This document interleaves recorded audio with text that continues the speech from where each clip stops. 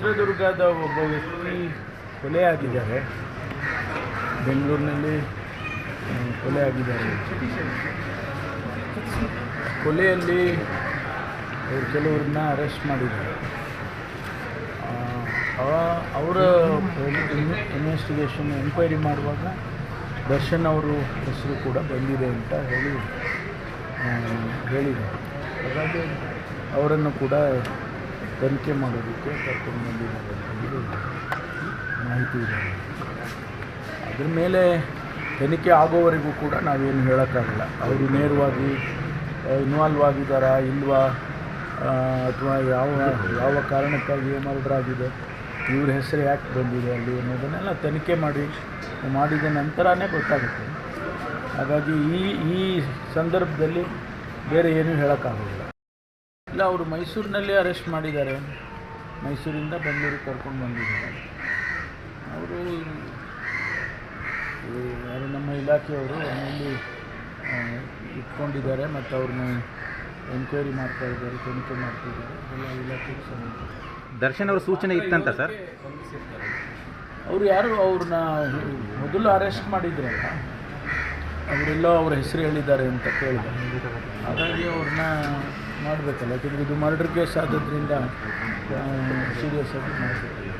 ಇಲ್ಲ ಸರ್, ದರ್ಶನ್ ಪತ್ರ ಅಂತ ಹೆಂಗೆ ಇದಾಯಿತು? ಅಲ್ಲ, ಅವರು ಹೇಳಿರ್ಬೋದು, ಗೊತ್ತಿಲ್ಲ ನನಗೆ, ಡೀಟೇಲ್ಸ್ ಗೊತ್ತಿಲ್ಲ.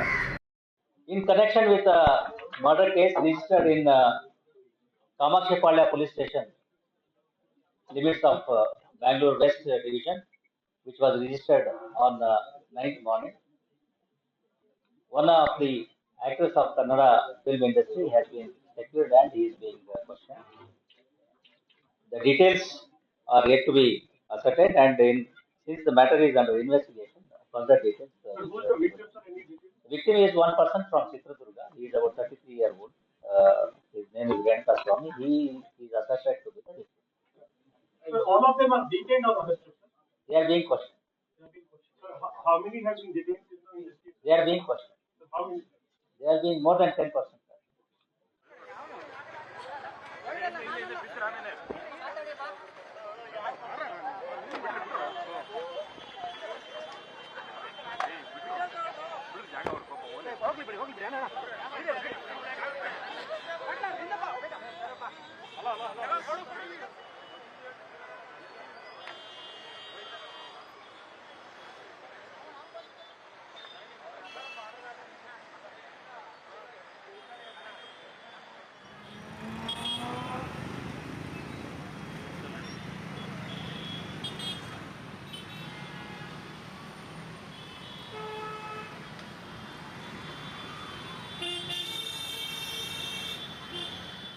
Please subscribe Pragna Media. Please like, share, subscribe to Pragna Media. Pragna Media, please do like, share and subscribe. Please subscribe to Pragna Media. Please like, share and comment if you like the video. Pragna Media.